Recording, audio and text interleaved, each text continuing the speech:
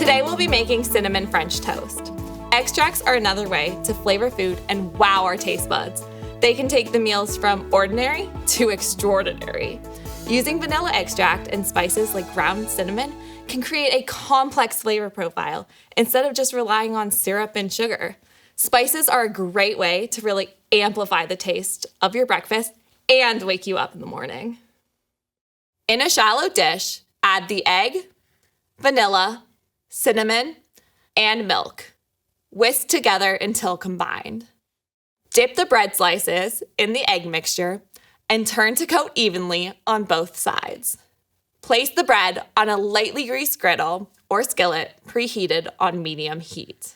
Cook the French toast until the internal temperature reaches 160 degrees Fahrenheit on a food thermometer or until it's browned on both sides.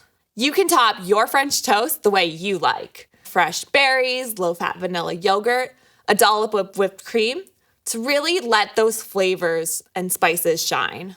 Use this recipe as a base to experiment with other extracts like almond or butterscotch and other spices. If you want, use extra cinnamon or add a dash of nutmeg. Be creative and enjoy.